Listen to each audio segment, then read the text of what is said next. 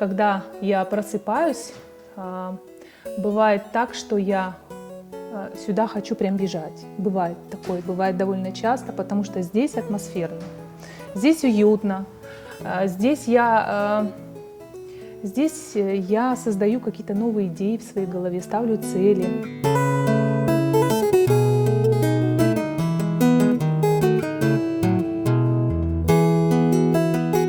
Я открыла ту дверь, которую я должна была открыть. В мир живописи, в мир масла, холста, кистей.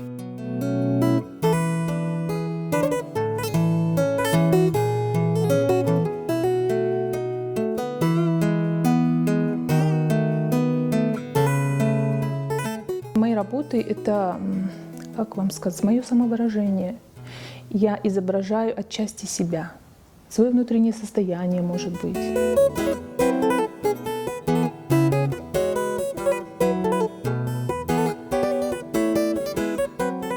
Я когда рисую, я чувствую. И я хочу вам сказать, я всегда в поиске. Когда я пишу, я всегда ищу. Я могу стереть. Я ищу, потому что я знаю, что я ищу. Я знаю, что будет в конце. И не всегда получается идти вот straight ahead, прямо, ровно. Иногда куда-то какие-то ошибки совершаешь. Но я чувствую себя в каждой своей работе.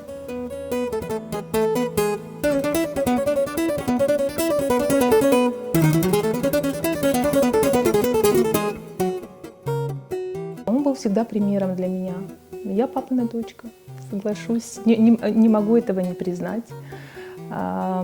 Я видела, как папа работал, я видела, как он усердно старался. Мы его видели довольно мало, потому что он большую часть времени проводил за гитарой, изучая технику, отшлифовывая свое мастерство, свой талант.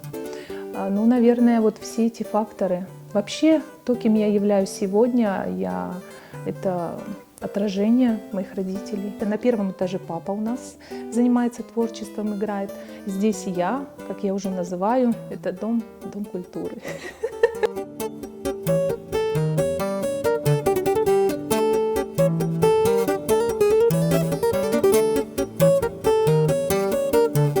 Я очень часто в процессе вырисовки или растушевки использую пальцы. Это очень удобный способ растушевать и стереть границы. В основном это делала кистями, но благодаря одному из художников, который выставляет свои мастер-классы в YouTube, это очень доступно и очень популярно, в принципе. Вот оттуда я беру очень много вот таких вот хитростей, моментов, которые мне помогают в прорисовке, в реализации тех идей, к которым я иду. Я в каждой работе использую несколько техник, и это очень удобно. И также очень важно в написании картины использовать свет и тень. Это придает реалистичность и объем картины.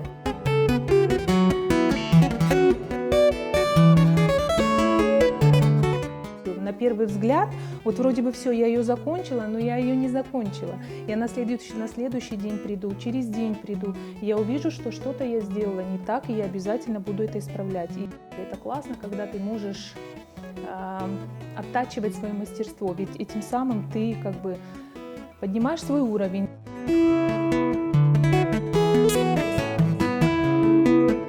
Картина требует хорошей просушки перед тем, как ее покрыть лаком. Но здесь опять все абсолютно индивидуально. Если много слоев, то нужно больше времени потратить на это. Допустим, в среднем до полугода нужно ждать, когда картина просохнет. Поэтому я стараюсь слишком пастозно не наносить краски, чтобы они могли быстрее просохнуть.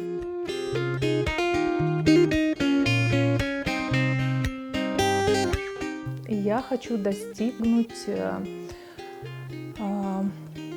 мастерства, такого абсолютного мастерства вот в художественной живописи. Это моя главная цель. Стать знаменитой, наверное, это не цель. Но быть признанной, да.